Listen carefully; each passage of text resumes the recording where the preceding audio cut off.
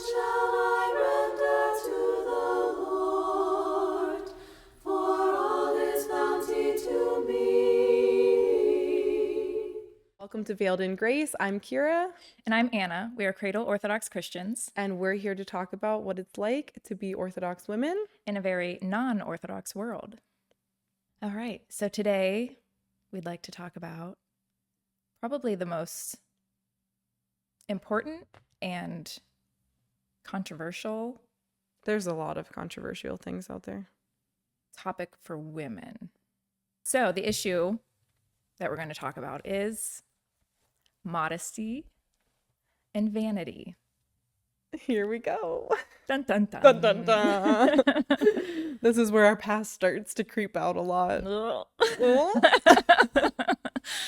Okay. We're not going to include photos of our past. Oh gosh, no. No. I Tried to don't. erase those from the internet, and well, thank God I didn't have internet when I was in high school. I did. Oh, I did. I did They in all- college, but I'm See, when I deleted my Facebook, though, on my behalf, any of the photos that I had posted at least got erased. True. I mean, I'm sure they're out there. unless somebody screenshot it and Well, saved you it don't forever, and it's remind gonna me of show that. up. Oh. Hey, that's the Christian life, though, right? Repentance and change, and saying, there's a difference look between at my repentance. my old sinful ways. I am a new woman. I don't want to broadcast my old ways for the world to see. All right, so let's start with Why is this so controversial? Why is it so controversial? pride. I would think. I feel like everything stems from pride. But Like, we want self-pride. like we want to look good. We want people to give us attention. Like that's all a pride issue, a prideful. The whole vanity thing. Yeah. So here's what I think of when I think of modesty. The first thing that crosses my mind is how people dress. Is Mhm. that what crosses your mind? Yeah. That's the first. Yeah. And then it stems all of the other things of like what's being promoted and what's not being promoted. So I guess going back, do you recall how you viewed modesty as a teenager? Like that's probably some of the earlier times that we remember or started recognizing. Or do you remember what your thoughts on modesty were at that time? If you had any. No judgment here. Yeah. I don't think it was stressed enough. All I remember is like being at a Catholic high school and In your uniforms. in the uniform, and like you had the skirt can't go above the fingertip rule, and you can't have anything too revealing. But that was really probably the scope of, and then obviously at church, it was shouldn't be different, but it was. But even then, yeah. But I knew like at church to not wear like something that was really low cut or high. yeah, like we held a different standard. I guess Yeah. that was a shift for me. So I remember growing up, like, because I didn't have school uniforms, so we could wear whatever we wanted to school. And that was its own, like, people wore literally anything. But then I remember buying dresses like for church, and the dresses and things that we had for church were held to the standard, or dresses in general. I remember there being a time that when I bought a dress, I only bought it if it was a dress that I could also wear to church. That was usually my standard. That's good. But my standard of dresses that I thought were appropriate to wear to church Now you don't when find I very was appropriate. 17 and 16, I don't find as appropriate nowadays. Yeah, I think I probably wore a little more form fit, like tighter. I've definitely gotten looser clothing as I've aged. So let's dive into that and body image because, so I think 2 days ago, something like that, I saw a video online of a woman, and I'm trying to make sure I get this whole story right for you. It was like a short, so it was only a few second thing, and it was her dancing, and when like all these different clips or different clips of her lifestyle, that sort of thing, with like her and her husband and her child. And she, like, the caption on the video, like across the screen, had said something like, what I dressed like whenever I wasn't confident in my body and tried to hide it. And then it was like photos and things of her and her family, and she was wearing what I would consider nice, like, attire, and I thought she looked good. Like, I couldn't tell based on what she was wearing that she looked like that, what she wasn't confident in herself, sort of thing. To me, I thought that she dressed nicely and that she looked presentable and pretty and all of the other things. And then it shifted to the second half of the video where she was like, what I wear now that I've stopped thinking about what society says about my body and want to be comfortable and want to make myself feel comfortable. And she was wearing, like, I don't know, in the first clip, she was wearing like a corset top with literally nothing underneath of it. And the second clip was her in a bikini with like half of her chest hanging out. And then the third clip was her in these really short exercise shorts and like literal one butt cheek. Like, I saw on the video, like, her butt cheek was hanging out. And it was really dramatic for me because, like, the difference of the two videos, because to me, it made the very first thing that I thought was, when did, not just from like a modesty standpoint, but when did how people view their confidence come from what they're wearing? Right. Like, what style of clothing they're wearing? Like, how does that change? How does I don't that know. even correlate? Like, to me, it just didn't add up. Because to me, I'm like, being confident and being comfortable includes being modest. Like, there's been a shift for, I feel like when I dress a certain way, I feel like I'm presenting myself more as how God would want us to present ourselves. Mm-hmm. And then whenever I dress with everything hanging out and super, super tight things, then I'm like, I don't know if this is like it feels wrong. Right, but it took you time to get there. Oh, yeah. Right. Same with me. I mean, I think of Why did this, what happened? No, I saw this meme a couple years ago, and it was kind of like a split screen of, a bunch of like college girls out in club attire, short skirts. I don't know that. I know nothing about I actually know nothing about that life. That's true. You got married young. I got married at 21 and lived I got married at home 22, but somehow I lived at home when I went to college, not in New York City. Yeah, so I went to New York City at 18 and dove right into all of it. Life. So this meme, it was like, so it had these girls, in all these short skirts and low cut tops and whatever, and high heeled shoes and, on their way to a nightclub. And then it had That's what they wore? a picture of women just like, and beautiful women, beautifully dressed, but modestly. It might have even shown like a family or something. I don't remember. But basically they're saying like, be like, the man would want the well-dressed woman and not the girls on the street.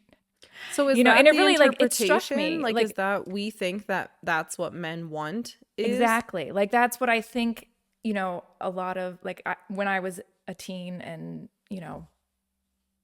basically my teens before I met my husband, like that's what I thought, like you needed to look sexy and beautiful and for men to be attracted But you. to me, that's where I get confused, because looking at it now, I realize that people can, like, they do look beautiful even if they don't have every inch of their body Right. showing. So why did society raise us to think that in order for a woman to be beautiful, that she had to be half naked? I think it's just your culture, what you're around. So we have our magazines and our TV shows and our movies all portraying that type of person. If everything suddenly switched to modest beauty, Yeah. culture Change would the shift. Barbie. Yes, precisely. So we're the product of our environment. Yeah. So if everybody around us is like that, because I even get that way. If I'm around friends who might dress differently or wear lots of makeup, all of a sudden I start feeling like, oh, maybe I should wear more makeup. Or like Yeah. now I'm getting to the age where friends start getting Botox. Like, oh, Should we get Botox? do I No. should like, I mean, no judgment, but it's like when you're around that, you start Yeah. questioning and you start feeling insecure because you're not what is right all around you. So I definitely think it's just people always say Hollywood just destroyed. It was. And Barbie dolls and play toys, they still are like that. I guess looking at it, I mean, we don't have any daughters, so I don't have a ton of Barbie dolls around my house. I don't know if you do, but I had sisters, and so we always played with dolls, so that would make a lot of sense. I know there's the whole movement of making dolls and Barbies and things like that look more inclusive. So like have different mobility aids or things like that that make them look more inclusive or look like people that might be different, quote unquote different looking. But I think even 2 days ago, so we go swimming every week, and my middle son really badly wanted some mermaids to take in the pool because we went there once and this little girl had these play mermaids. And I looked high and low at a lot of stores for them and didn't want to buy them because they were $15 for one mermaid, which I thought was absurd. But my friend told me that her daughter has these little bathtub mermaids that she got at Giant Eagle or somewhere like that. And they were super cheap. And I was like, yeah, pick them up. I'll take them. I'm sure, that he'll like them because he was really excited about mermaids. And I remember yesterday when I was taking them out of the packaging that I was almost baffled because the mermaid has, her tail, and then she had painted on like a bikini top, which I guess that's like the standard mermaid style. The seashells. The seashells. But even her bikini top that she had painted on didn't even cover her whole chest area. Like her whole chest area that like they had shaped on the Barbie, it didn't even cover that. And I was really tempted to Google whether a Sharpie would stay on in the pool because I was like ready to put a shirt on. Like she looks like she needs a shirt on her. I was waiting for my kids to be like, why is this Barbie topless? They don't know. They don't realize that though. But Right. to me, but that's the problem. The little kids, they don't realize that like she's not wearing any They're clothing. normalizing. Yeah, they normalize it. Whereas we are like, that Barbie looks like she's half naked. Yeah. And I struggle with being, someone being confident in their body and not feeling ashamed or feeling, but in like raising boys, like I want them to know what a woman's body really looks like. Yeah. And, that honestly was my inspiration or motivation to not wear makeup every day. Yeah. So I'm like, I want my boys to know what a normal face looks like and to not be like, why do you look different? Now they do that when I actually do wear makeup. I know. Why are you painting Mine your too. face, mama? Yeah, on the way here, they're like, what's on your face? I'm like, just some makeup. Can I They're put like, that paint why? on my lips? Yeah, why? And then we don't have a good reason for why, which I think, so to dive into makeup for a minute, Okay. to go down that road, we both I used to wear a lot of makeup. Did you used to wear, like, you did a full face of makeup every day? I used to, yeah. Yeah. So probably from high school until when I got married, I did a full face of makeup every single day. And Part of it was me, which it wasn't wrong to say that I liked it for the fun of doing it. Like I thought that it was enjoyable, like it's a art expression, and I still like watching makeup shows or other things like that. I think it's cool to see it as an expression of oneself, but the problem is that we shifted from makeup being like this fun thing to do on special occasions as an expression of ourselves to normalizing makeup being the everyday thing that people have to do. Like having a makeup routine, you wake up and you have to do your makeup to look normal for the day. Right. To see anyone. And I was that way. I was like, I'm never leaving my house without my makeup done because I don't want anyone to see what I look like. Right. Because then when I didn't wear makeup, people were like, you look something. I still remember the first time I went to work in college. I worked at the admissions office and I went in without makeup on for the first time. And I remember my boss was like, how are you? You look tired today. I'm like, no, this Thanks. is just my face. This is just what I look like. I'm just tired. My face is always tired. Thank you for noticing. Yeah. So I guess where was the shift? Like what happened? What changed? That we all of a sudden went from two women who were, pre-adulthood, young adults, who dressed in tight clothing and were a little more showy, wearing a full face of makeup every day, to two moms who wear a lot of dresses and never do our makeup. I think that's it. We got married. So we found you don't have to try anymore once you're right. You really and No, that sounds also that's an adjustment for the man, for the husband, who knew you with makeup and tight clothes, and then all of a sudden you're not wearing makeup and tight clothes. But that goes into the finding a godly man sort of thing, which I know we're going to talk about eventually. But part of that is, like, my husband always preferred that I didn't wear makeup. Like, he didn't like that I wore makeup all the time. No, same. I was always like, oh, you look beautiful without it. Yeah. Thanks, babe. Even if you're lying, thanks. Thanks for the lies. I know I look tired without it. I know you can see all my zits, and I know I look like I haven't slept in weeks. But thanks for your honesty. But really, we just need to take their word as honesty and trust that that's how they feel about it.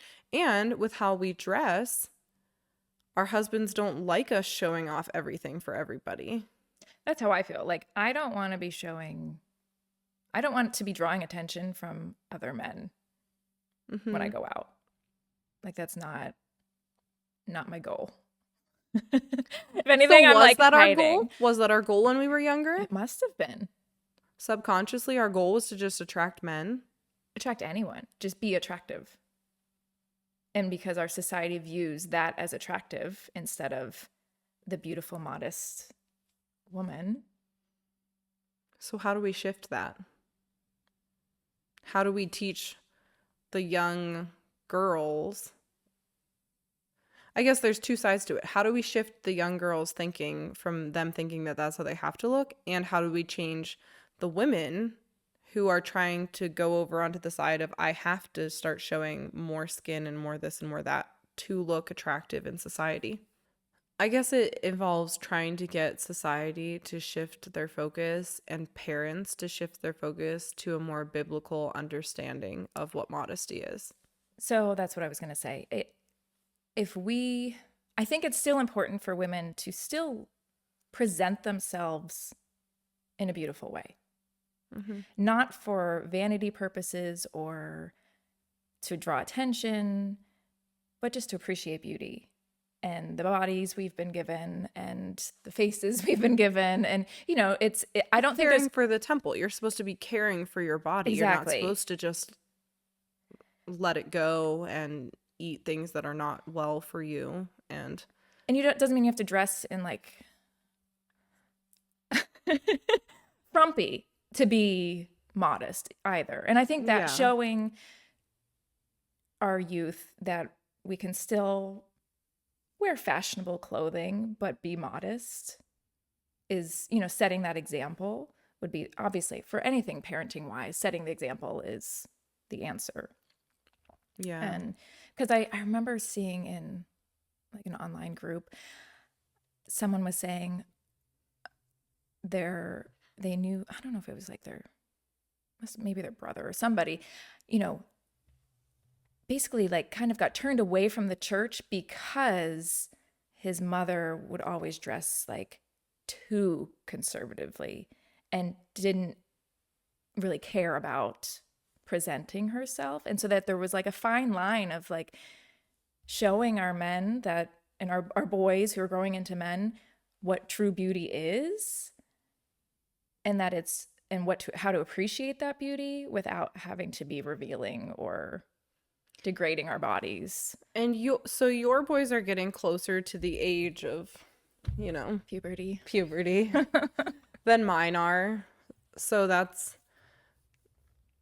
you've mentioned teaching them to respect and view women naturally as they are. But I think there's also a side to it of when they're even younger, teaching them more character traits sort of thing.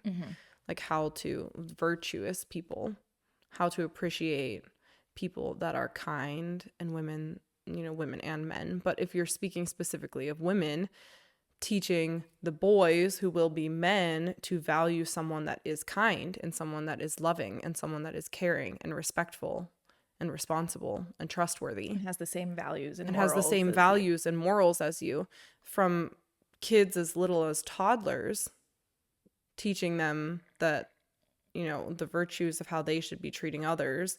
And that's what you then value in other people. We don't really care what the person looks like necessarily. Right.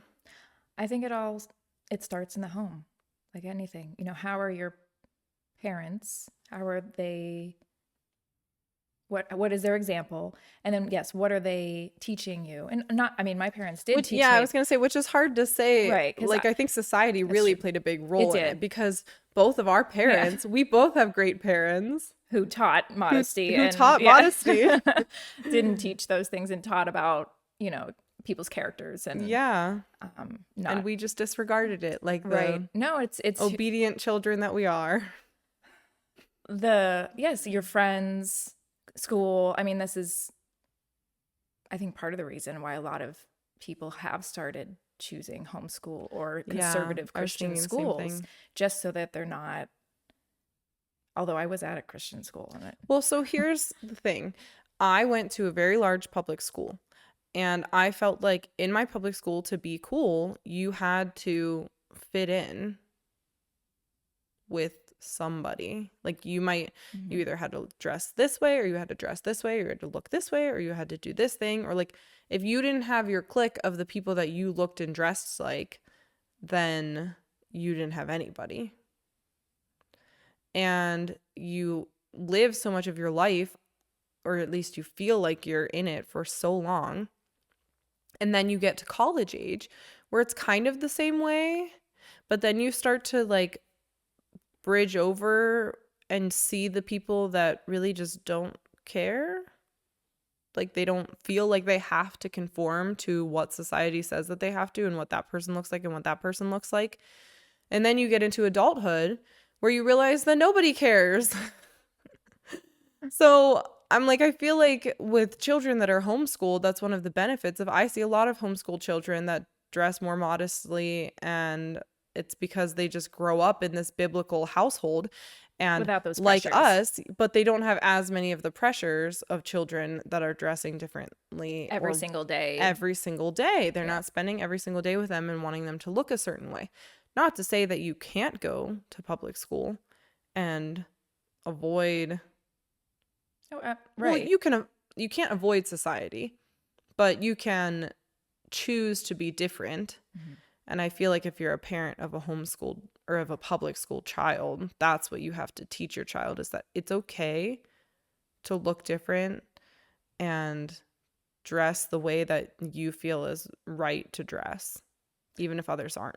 And they'll still value you for that. Yeah, I think it's about having more of that open communication constantly about these types of issues and making it, you know, like my father was a cop. So, you know, we always talked about drugs and alcohol and those types of things. So those I knew where it was. And, yes, we were Orthodox Christian, we would talk about certain things, but I don't know that maybe those things weren't talked about maybe enough to be like completely ingrained in my head about the reason of modesty or the reason we do other various purpose things. of it, The purpose yeah. of them, right. It wasn't, sometimes it feels like you might be like beating a dead horse, but you need that constant validation when your child is constantly being bombarded at school with all these other ideas. So I do think it's important for parents to just be constantly broaching these topics and reassuring their children and explaining, like, I'm somebody who, rebellious nature, so I don't want to do things that people tell me to do, but if You need justification. I need to know exactly why. Show me in the Bible, show me in the church fathers, explain it to me in great detail. And then when it makes sense and clicks, oh, Then I'll do fine, it. I'll do it. Fine. Yeah. I'll obey this blind obedience, which we're supposed to have to God. Even if we don't understand things, we're supposed to. Yeah. That's a journey. That's a journey. Journey I'm on. That's a journey we're all on, the blind trust and everything. Yes. So speaking of like biblical obedience and what the church fathers said, I know that if you want to grab, Anna has in some of our notes, we can call them, in the book that Anna wrote preparing for tonight's podcast, in the book that AI wrote as an outline for tonight's podcast. Can you share some of the, I guess, biblical references of Modesty. what women are called to look like, dress like, act like, present themselves? Yes, so in 1 Timothy 2, verse 9 through 10, in like manner also, that the women adorn themselves in modest apparel, with propriety and moderation, not with braided hair, or gold, or pearls, or costly clothing, but which is proper for women professing godliness with good works. And then 1 Peter 3, verse 3 through 4, do not let your adornment be merely outward, arranging the hair, wearing gold, or putting on fine apparel. Rather, let it be the hidden person of the heart, with the incorruptible beauty of a gentle and quiet spirit, which is very precious in the sight of God. I think that's where the people taking things literal comes into consideration also, where I think the second verse that you had shared was what focused on reminding you that the things it's telling you not to do in the first one, don't do this, and don't do this, are merely a overarching, like, you're not supposed to do that just because all of those things strictly bring attention to you. And the second one is like, and you don't do those things because we want you to focus more on the virtues and the character of the person. Right, and not that it's that you can't ever wear gold earrings. I or that you definitely can't walked ever in here with braid- my hair right, braided braid your hair. and faux pearl earrings in. Right, it's not a literal, obviously in the Bible, we have to find that balance. Some take it as literal. Right, but we know through the church teachings, through yeah. the church fathers' teachings that there's that balance of, yes, if you're going to a wedding or an event, you can wear nice things, but that can't be your main focus. That can't be the end all be all. And you have to be willing to give them up if need be. And I think that's the shift that we both went through as we became adults, was the realization of, I don't have, like, I'm not that I don't have to, but I'm not supposed to focus so much on looking a certain way. I'm supposed to focus more on taking care of my body and being respectful of my body than I am trying to show it all off, which I guess some would argue is showing all of your body off, being respectful of your body. So living in New York, working in the hospitality industry and the entertainment industry, I was actually very inspired by all the models I would see on the streets, because they wouldn't wear any makeup. Like you see these supermodels walking down the street, going to their castings with zero makeup on, and just their hair pulled back in a nice little braid or bun, Sleek something, yeah. looking stunning. And that really did like motivate me. It gave me confidence of like, well, they're not wearing makeup. I don't need to wear makeup. Not that I look like them, but I, They look like they slept much more than I did, but I'm not quite as tall.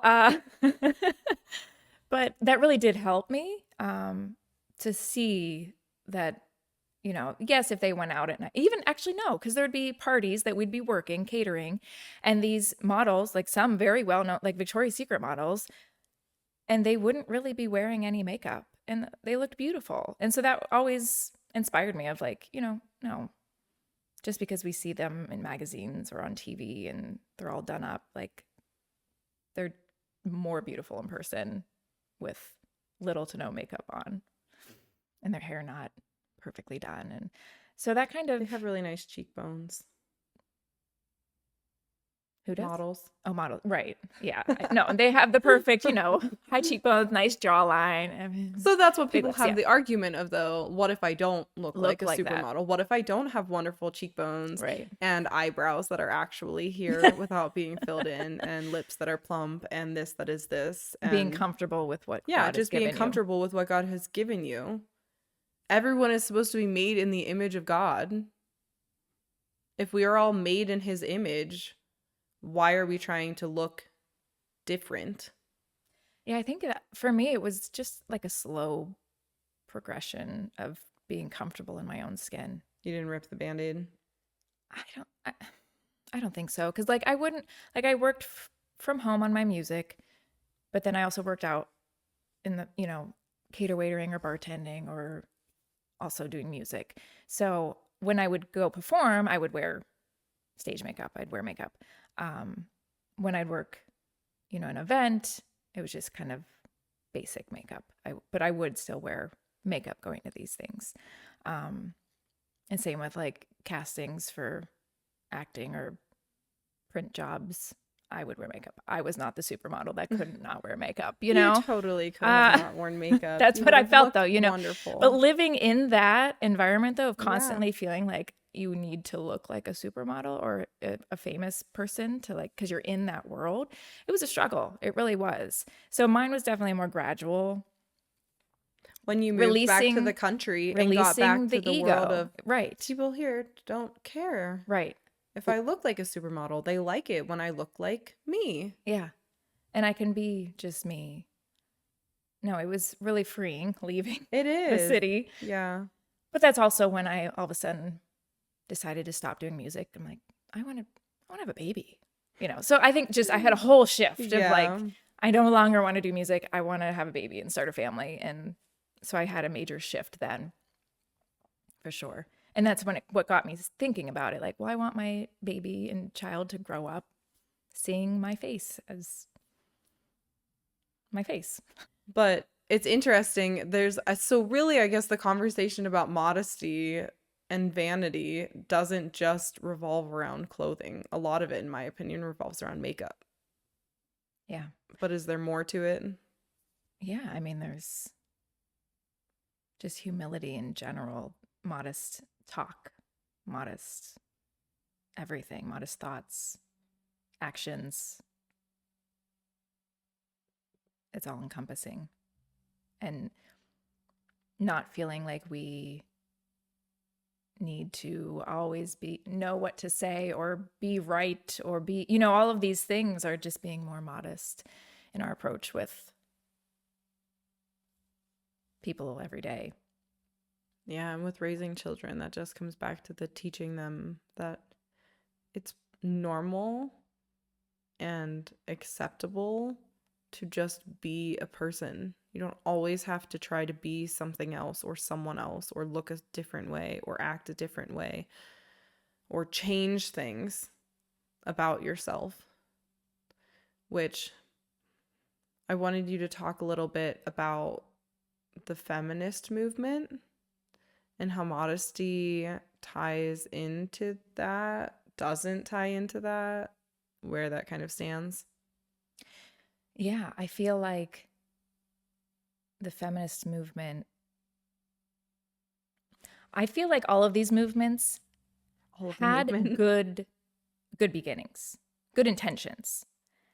And then, of course, like anything, the evil one weasels his way in there. And how do I Yeah. corrupt this and make it go totally down the Yeah. wrong way?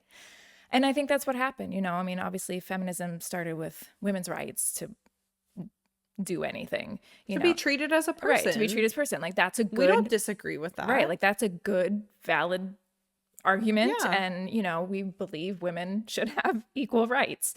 And if they want to work, they should be allowed to work, and they should, But further on, I'm sure we'll get into the whole women's roles, and that women having rights doesn't mean that women are equal to men. right. We can get into that later. But with So, regards to modesty.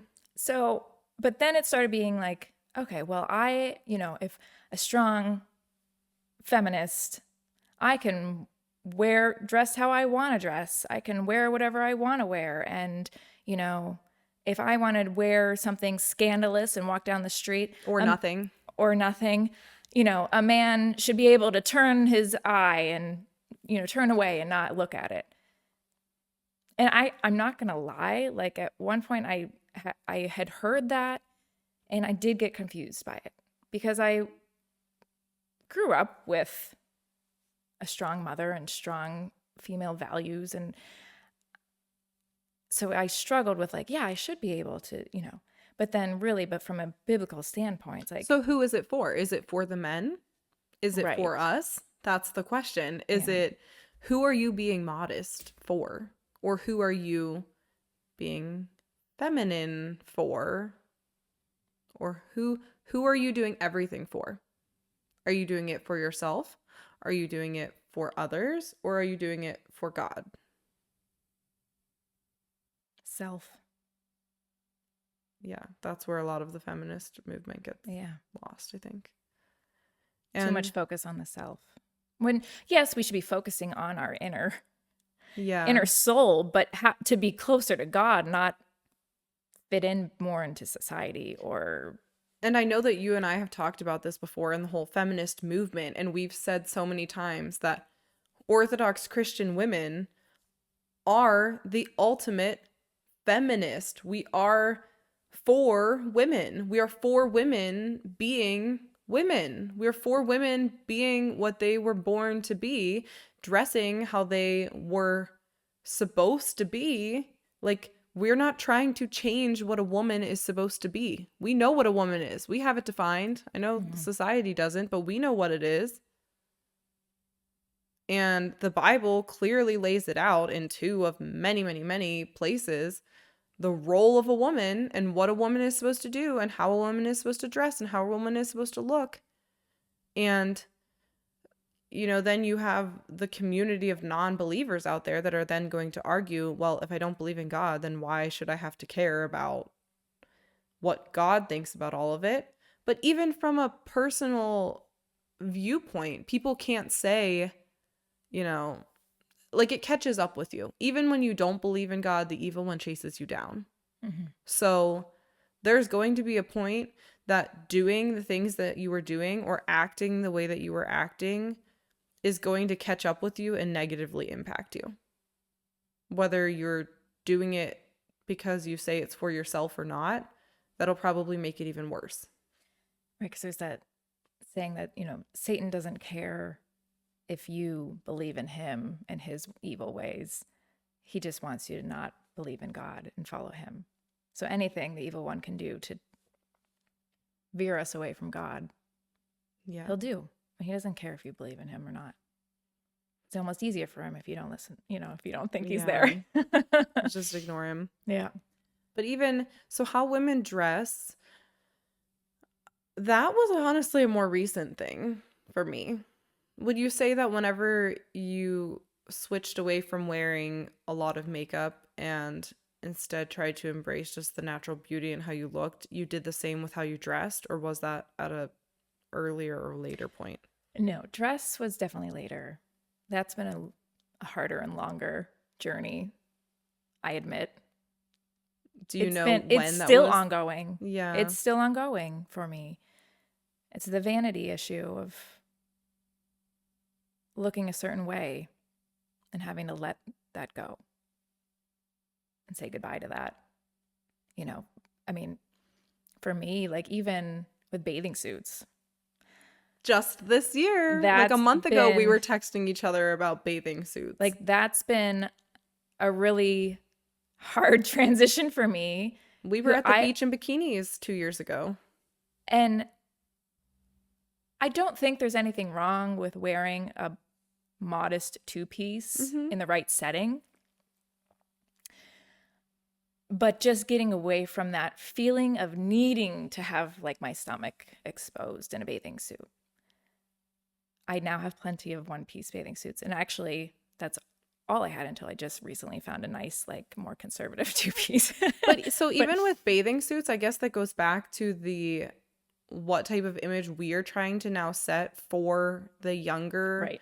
generation, because it shouldn't be a situational thing. It shouldn't be, oh, well, we have these two pieces because we think that this two piece is okay, but we only wear it at the beach when we're going on a random Saturday with strangers and just our family because the strangers are okay to see it. But if we're going to a church outing, Right. we're going to wear something conservative. Yeah. Like, no, we're not supposed to be different. We're not supposed to be changing ourselves just when we're around people from church. We're supposed to be who we are and presenting ourselves how we think we should be presented all of the time. Yeah. That's part of the thing. It goes back to the how we dress for church. Sure, we're supposed to dress in something maybe nicer for church, but if we wouldn't wear something else in our day-to-day life around people from our church, Right. why should we wear it to the grocery store? Yeah, Or I why think should we it's wear it to this concert? Or not why should we wear it to necessarily here? inside the church while you're worshiping, but at least around your church family. What would you consider appropriate? You know, like Yeah. that's what our focus, because it's obviously you're not wearing a bathing suit in the church. Yeah. That's not ever going to But happen. the thought process is that, Right. oh, I'm around other Christian people. Right. We collectively should be trying to present ourselves, not like we're almighty, but as God wants us to be presented. Yeah. So shouldn't we be presenting ourselves the same way? When we're not with those people, when we're with everybody, we're trying to set a good example for others. Right. It's okay to stick out and look a little different wearing something different. But with the bathing suits, I know that that's a leap. Yeah. And I'm saying some people have a pool in their backyard and nobody else is going to see you. You can wear whatever you want to wear. You know, Out in the woods in your backyard. right. I'm in the woods in my hot tub. And with the There's not bears. usually anything. Like it's, you know, The bears and her yeah. Great Pyrenees are they're gonna tell. And for me, honestly, like my biggest struggle from switching from a two-piece to a one-piece was more just the whole vitamin D aspect of getting as Yeah. much sunlight and vitamin D. I'm like, well, how do I do that if I'm completely... If 4 inches of my skin are getting vitamin D. It really was a struggle for me. It was like such a No, it block. was not. It was. It was not. It was. Like that was like, and also like this idea of like, okay, why do I need as much of my body tan as possible? I mean, yes, I guess for my husband, he's the only one who would be seeing me, but otherwise, like And the how clothing, often does he point out that he doesn't like that this part isn't as Right. tan as this he part? just wants to see it. Yeah. he doesn't care. So- He's not looking at how tan you are. So it's, you know, I'm like, well, why? Like it used to be when you were younger, you didn't want to have strap lines, Tan lines. lines to show up if you had like a I strapless. still am out in the sun and I'm like, I don't want tan lines. I'm gonna pull my tank top to Right, the side. depending on your outfit. But now that I'm like, well, I'm not really wearing the things that anyone would see those If I had tan a tan line. lines. Like I really had to think about this and shift my whole outlook on it. And I think that goes with, so body image and accepting body image, I think, is something that people argue with bathing suits and clothing in general, is that, oh, well, certain people of this body shape or size shouldn't just have to wear certain things because they look that way. But that's not the argument. The argument is not that, oh, if you have this body shape or size, then you have to, which I know is people feel like society makes them do that. But what I feel is that no, everybody should be doing No that. one should be wearing those things. It shouldn't matter what your body looks like. Right. And I think that's what sparked my kind of crossover with just everyday clothing, is that I had a lot of everyday clothing that were really, not really tight fitting, but were tighter fitting and had more skin showing.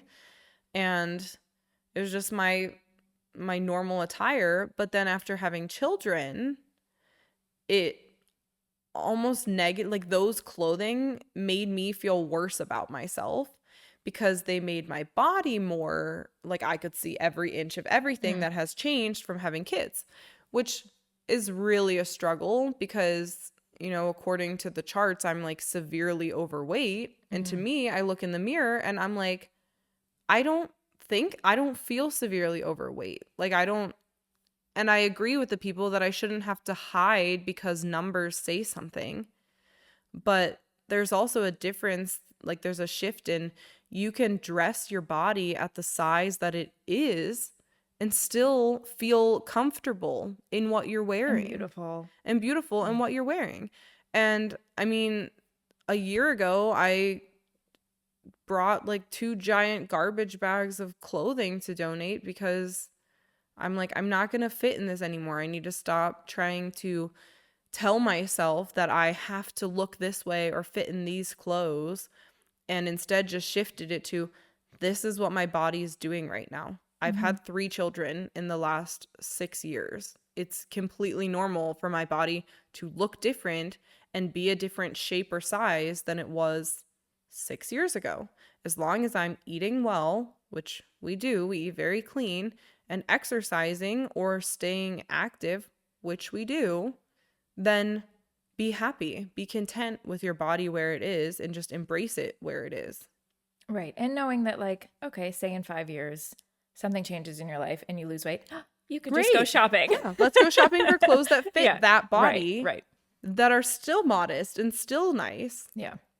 And then I've just hand in hand with the transition over the past, and really it's only been a year or so that I started getting rid of things, because my closet was a couple years, because when I moved, my closet was significantly smaller. And I was like, I can't hold on to the things that I wore in 11th grade anymore. Time to let go. Yeah, it's time to let go. See, so I'm very good at just letting go of things and like throwing stuff away. I'm almost too much. Like I just it's from my husband. I try to have no sentimental attachment to anything because I have 3 children that are really great at breaking things. But clothes are one of the things that they can't break very easily. So I tend to hold on to them because I have sentimental memories. Oh, I have. Or I remember looking a certain way in them, and I want to look that way again in them. And I cried whenever I got rid of a lot of those clothes. Like I literally was not bawling my eyes out, but like I wept a little bit. Like I got teary-eyed looking at these bags of things that I knew I was never going to fit in anymore, and having to come to the realization of like, I'm still healthy and I still I should still feel beautiful in where I'm at right now, even though I can't wear the same thing that I did then. And I shouldn't expect to have to look the same way that I did then, because I'm this many years older and my body changes as we age. Stage of life. But I guess it went hand in hand when I started getting new clothing. I just started shifting over to the dresses and skirts attire, which then leads people on to the, so as a Christian, you have to wear dresses and skirts. How do you feel about that? I could wear a dress or a skirt in the summer all day, every day. No problem. That's easy. That's comfortable. That's actually preferable. Winter, though, there's nothing like... With 6 feet of snow. Right. Like there's nothing like a comfortable pair of jogging sweatpants or boyfriend style jeans. When I'm cold. That fit well and look nice. But yeah, some people are like, well, you can wear leggings under your skirt or dress. leggings make my legs even colder, Yeah. unless they're my like wool leggings. But even still, then it also is like this like constrictive feeling that is not comfortable for me. I don't find them comfortable. I don't find tights comfortable. I don't find leggings comfortable. I feel like my legs need to breathe. So it's a personal thing. It is a personal thing. And so in the winter, I'll wear a skirt to church. That's fine. But like all day, every day, going out, I'm not there yet. So we're not pushing. Well, but do we have to be there? know. Do we have to push that people wear? Because personally, I don't think someone has to be wearing a dress or a skirt to be dressed modestly. Right. So to me, I'm like, I wear dresses and skirts a lot now, almost exclusively, but it's more out of a wearing dresses and skirts makes me feel more feminine. Mm-hmm. And I like embracing femininity. That's a big word. Right. I like embracing womanhood and feeling like a woman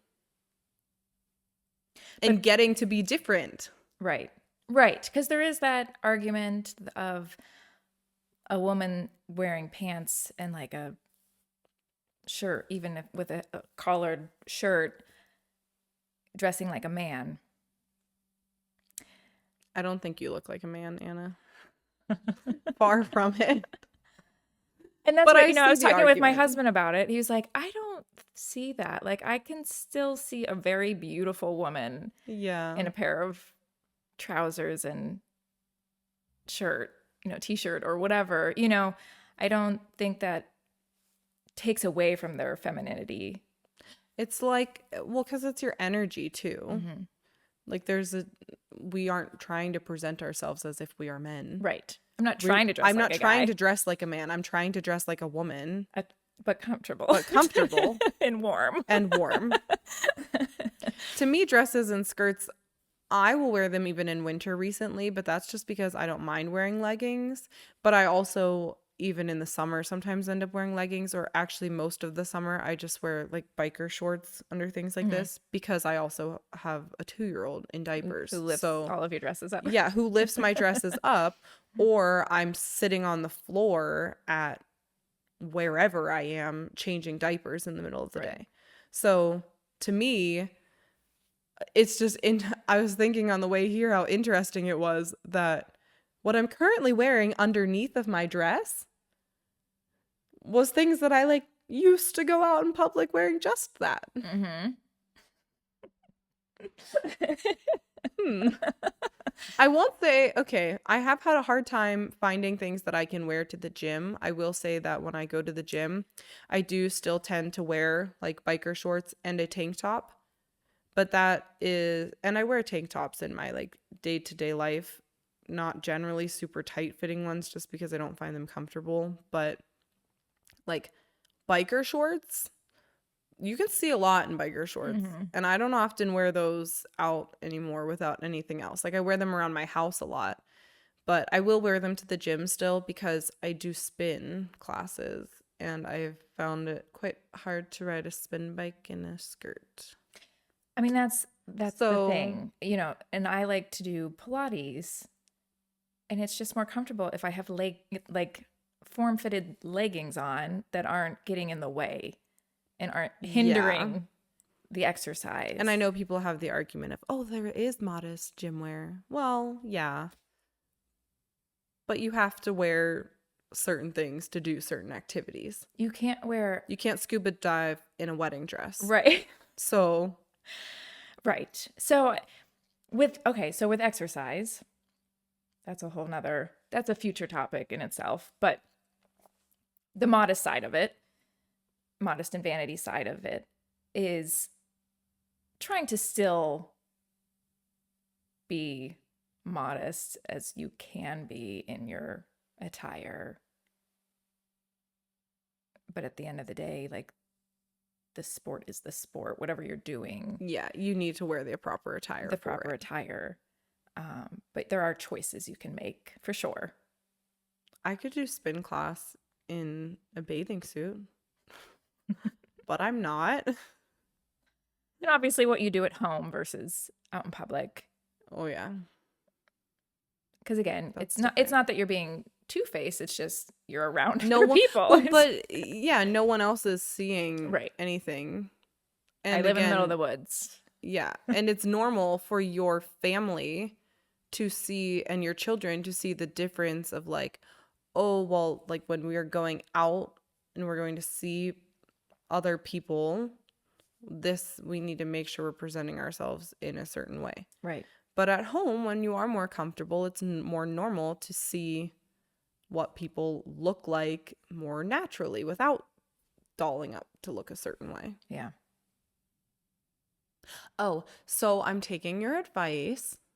I'm trying to pay more attention to messages that God is sending to me about things, trying to be more aware, not just think things are coincidence and be like, maybe this means something.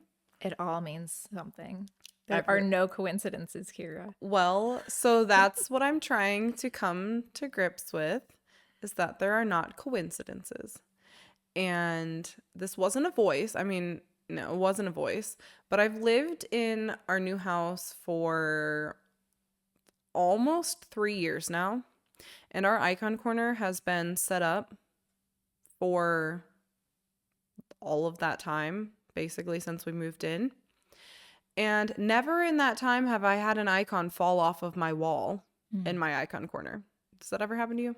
Because I've never had it happen. The boys, they've had it, but that's because they're Well, and but tumble. rough and like, so my kids were, our icon corner is in our like dining area. And my kids were sitting at the dining table eating a snack today, like just this afternoon. And I'm just standing there talking with them, like no one is touching or doing anything. And oh, an icon just falls off of the wall. Just like falls, tumbles off of the wall onto the ground. Do you use nails or do you use like 3M strips? Both. So I pick it up and I kiss it. And I'm like, huh. And I put it back up on the wall. And then about 15 minutes later, the kids are finishing snack and I go in to like help them clean up their snack. And lo and behold, as I'm standing there, the same icon falls off of the wall again for the second time. Like it's on a nail and hooked in with a command strip. Weird. And so I was like, okay, St. Herman of Alaska, you can come to the podcast tonight. Oh, I wondered why So that is why he came. St. Herman of Alaska icon is here at the podcast tonight, if you noticed. I finally, the second time, I was like, okay, Anna, I'm going to listen to this message that St. Herman of Alaska just wants us to recognize him tonight. And so I grabbed the icon the second time and I was like, yep, not trying for a third time. So I venerated it and I just sat it right on the bar next to where all of my stuff was to come here tonight. And I was like, okay, you can join us. That was an icon that was mounted and had gold leaf added to it by my father-in-law. That's So beautiful. it is beautiful. So St. Herman of Alaska has come to watch over us tonight as well. But I mean, it makes sense. They're both of Alaskan saints. Yeah. So it felt really fitting. But back to the modesty conversation now. In the Orthodox Church, we talked before a little bit when we discussed Saint Olga, how we have saints and monastics and how we have church fathers, and that's where we also get a lot of our wisdom and teaching and tradition from. So can you share a little bit about what church fathers or monastics have to say on modesty?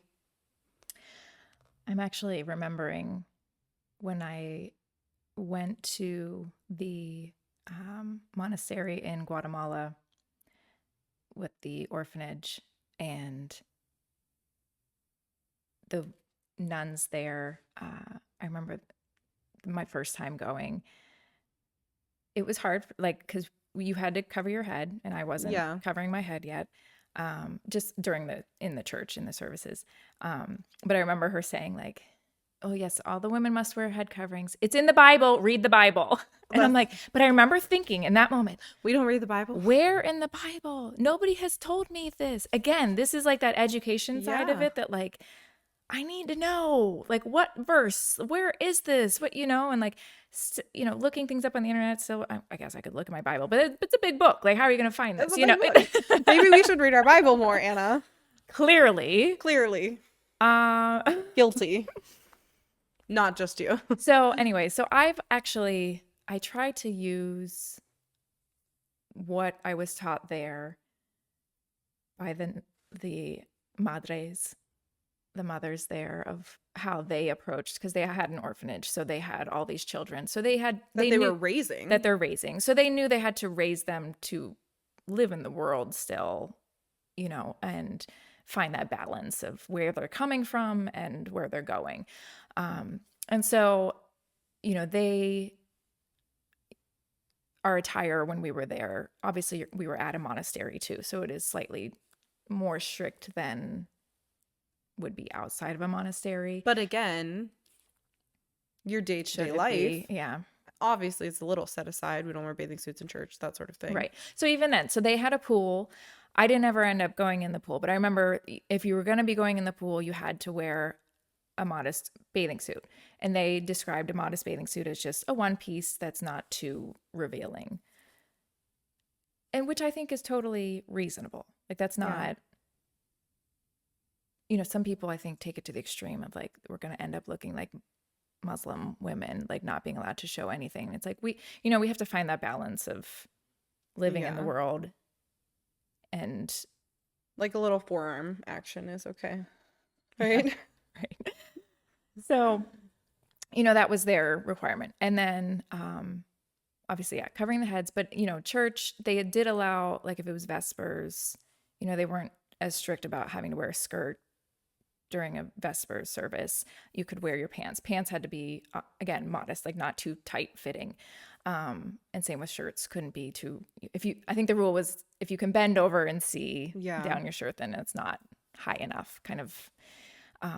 And then, but for liturgies, a skirt below the knees had to be worn, and the head covering, obviously. But it was very simple, requirements. It wasn't anything extreme. And I thought because there are, I've been to many other monasteries. Yeah, can you talk about what it was like in Arizona? Right. So the monastery in Arizona is much more strict. However, that's also a male monastery versus a female monastery. And we know men and women are very different. Not wanting everyone to stumble. Right. And so there we had to wear head covering that covered the whole head and the neck. So the wraparound kind had to, and then your arms had to be covered, and your dress or skirt had to be below the knees, closer to the feet. And if it wasn't long enough, you definitely had to wear like leggings and socks and shoes. So like really no skin except for the hands and face could be revealed. And in 113-degree heat, that's challenging to try to figure out, what am I going to wear that I'm not going to die in? Because I live in Pennsylvania. I'm not used to that type of heat. Yeah. But so why is it that way? Why do monastics set a different standard? Not set a different standard, but hold it to a higher standard? Well, monastics, take this vow of celibacy. So they have this struggle. They're not married. They aren't being able to fulfill that possible desire in them. So out of respect, we don't want to make them stumble or make them feel any unnecessary desires that they're trying to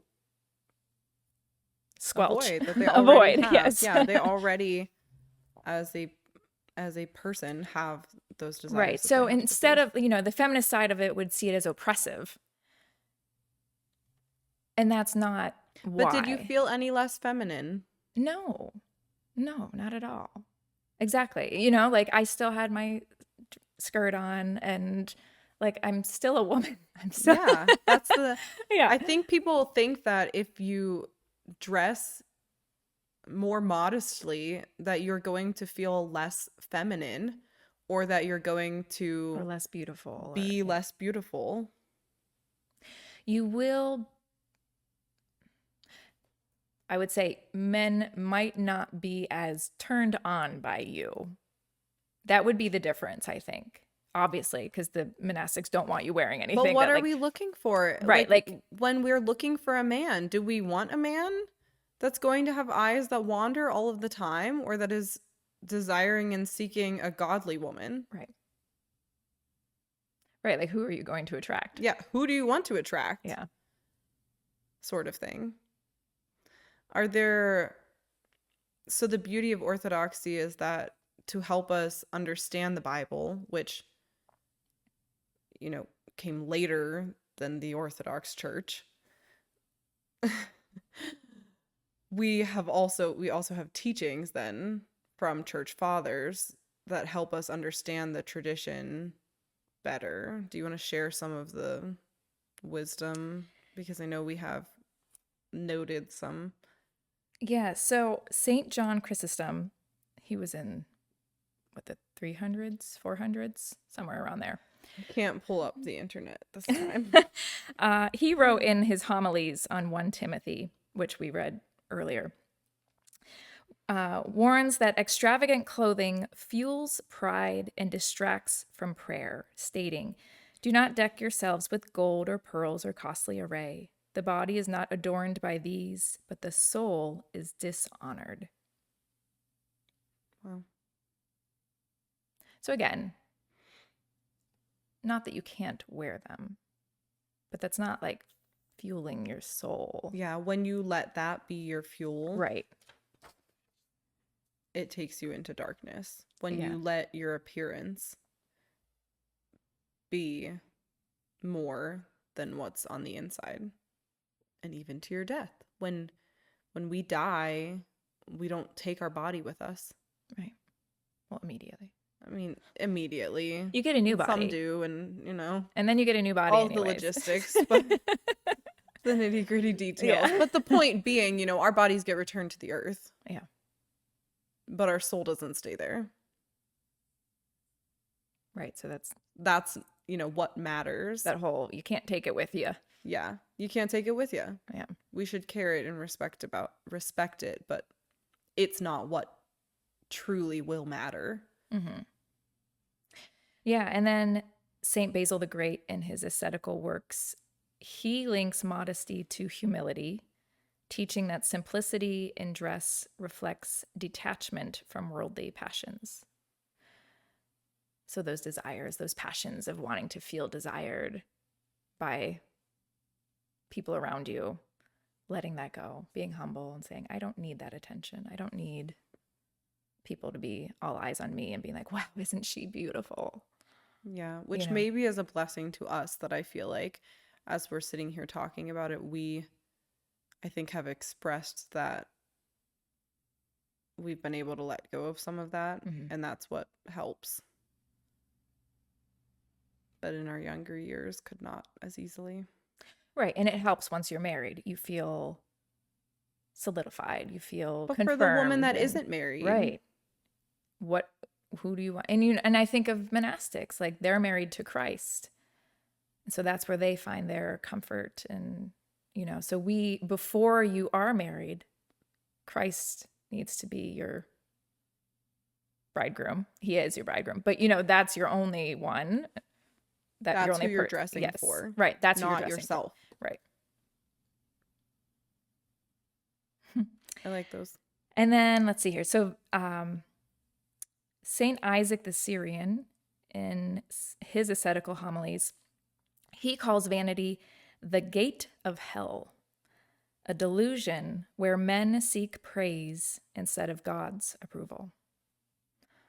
Ain't that the truth? It's because it's hard to hear God's voice all the time. The approval isn't as instantly gratifying as someone saying something that makes you feel good. Right. And then St. Maximus the Confessor, on Centuries on Charity, or from Centuries on Charity, condemns vanity as the mother of lies, corrupting even good deeds when done for show. So you're just putting on a show. You're doing these things, anything. If you're not doing it with humility, it's just putting on a show. Because they always say, like, even if somebody's a good person, why are they good? If they're not being good for Christ, it could be for... What's the purpose? What's it could your be reason? even for evil, like you don't know where it's coming from. So it doesn't necessarily mean that it's all good. Good works, Absolutely. And then the Philokalia, I always try to pronounce that properly. I think there's various ways. When Anna brought the outline out, I was like, did you get some help from the internet in your research, or did you pull out the Philokalia and go doing some casual light reading? I confess I don't think I've ever even seen it. The Philokalia is not for the lay person. It's, from what my knowledge is, was written more for monastics and or clergy. Spiritual father will assign that to those that they see fit when the time comes. Yeah. So in there, it prescribes vigilance. It says, cut off vanity at the root by hiding your virtues.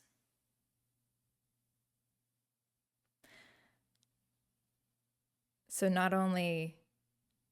And this is why we don't read it, because we don't understand it. Well, no, it's, so you cut off vanity at the root by hiding your virtues. So we all have virtues, we have talents. So not boasting about them, not being, look at using me. them for good things, using your talents to serve Christ, not to show off, be a show off. Right. That's how I would interpret that. And then Philokalia study group here. Saint Theophan the Recluse in Path to Salvation advises, let your adornment be the hidden heart, not outward trinkets that stir envy. Let go of all earthly things. Yeah. And you don't want to attract other people on trinkets, on things. You want them to be attracted to you by your virtues, by your humility. That's heart. Your heart, yeah, your soul. That's what they always say. The Orthodox Christian mission is very different from other Christian mission work because it's all about who you are and how you are out in the world. And do you help draw people closer to Christ by who you are and how you dress, how you act, how you talk, how you don't talk. Silence. Yeah. So, again, pride is the root of all evil. Pride of self. I think this is a good, hopefully this podcast episode is a wake-up call for people. That's what I pray. I pray that it makes everyone, as we have done and are doing and will continue to do a self-examination and stop and think, who am I dressing for? Who am I acting for? Who am I presenting myself in a certain way for? Is it for others? Is it for yourself? Is it, or is, most importantly, is it for God? And if it's not for God, where are the baby steps that I can take to start turning it that way? And how can I start learning to love and embrace myself as who God has made me to be? And it's okay to take baby steps. Ripping the Band-Aid wasn't a great idea. I don't suggest. Well, and because sometimes then it almost is too much, and then you back It's scary. backlash. It's too, yeah. So If you baby don't have steps, like support. just gradually, and same thing with our wardrobe. We talk about this all the time, like gradually changing our wardrobe over to more modest Cotton linen. and also more natural fibers, getting rid of the polyester in my Just a life. little crunchy. But everything, baby steps. Don't try to do it all at once, because then you'll end up just giving up on all of it. Yeah. I think this is a nice place to bring it to an end, to let everyone go on their own journey. No judgment. No judgment. This is a judgment-free Because zone. we've been there. Been there, done that. We're still there in many areas. All right. Is this all for today? Thank you for tuning in to Veiled in Grace. We are an Orthodox women's lifestyle podcast. If you liked what you heard today, be sure to like and subscribe and share it with a friend and be nice to us in the comments. And feel free to leave a comment below if you have any other topic ideas that you would like us to discuss on a future episode. We do have a long list of ideas, but we definitely want to hear from you in case there's something that we hadn't thought of yet. So please leave us a comment, and God bless you. What shall I render to the Lord?